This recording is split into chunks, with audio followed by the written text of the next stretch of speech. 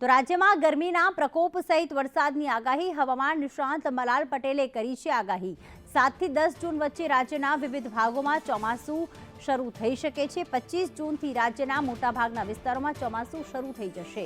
ઉત્તર ગુજરાત, કચ્છ, સૌરાષ્ટ્રમાં ગાજવીજ સાથે વરસાદની શક્યતા। જો 14 થી 18 જૂન વચ્ચે આંધી વંટોળ સાથે વરસાદની આગાહી। 26 મેથી 4 જૂન વચ્ચે રોહિણી નક્ષત્રના વરસાદની સંભાવના છે। રાજ્યમાં 17 મેથી ગરમીનો પ્રકોપ વધશે। આજે રાજ્યમાં છૂટોછવાયો પડી શકે છે વરસાદ। 25 મે સુધી મધ્ય ગુજરાતના ભાગોમાં ગરમી વધશે। મધ્ય ગુજરાતના ભાગોમાં તાપમાન 45 ડિગ્રીથી પાર જશે। પરંતુ તારીખ 27 મેથી ગરમી આખરી પડશે।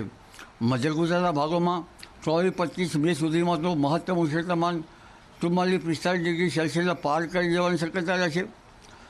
આ ઉપરાંત અમદાવાદના ભાગોમાં પણ ગરમી હશે। મહત્તમ ઉષ્ણ તાપમાન 43-44 ડિગ્રી સેલ્સિયસ જેવું રહેવાની શક્યતા રહેશે। આ ઉપરાંત ઉત્તર ગુજરાતના ભાગોમાં, મહેસાણાના ભાગોમાં પણ મહત્તમ ઉષ્ણ તાપમાન 42-43 ડિગ્રી સેલ્સિયસ જેવું રહેવાની શક્યતા રહેશે। 21-22 તારીખની આસપાસ વાદળો આવવાની શક્યતા રહેશે। પરંતુ ઉલ્લેખનીય છે કે 26 મેથી 4 જૂન વચ્ચે રોહિણી નક્ષત્રનો વરસાદ રાજ્યના ભિન્ન ભિન્ન ભાગોમાં થવાની શક્યતા રહેશે। જેમાં મધ્ય ગુજરાતના ભાગોમાં રોહિણી નક્ષત્રનો વરસાદ થશે। આખી ગરમી વચ્ચે થશે। સૌરાષ્ટ્રના ઘણા ભાગમાં રોહિણી વરસશે। આ વખતે ચોમાસાની શરૂઆત 7 થી 14 જૂન વચ્ચે થવાની શક્યતા રહેશે।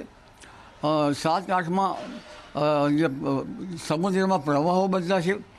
સમુદ્રમાં કરંટ જોવા મળશે અને તારીખ લગભગ 18 થી 25 તારીખ આસપાસમાં ભારે આંધી, ગાજવીજ અને વંટોળ સાથે વરસાદ થવાની શક્યતા રહેશે।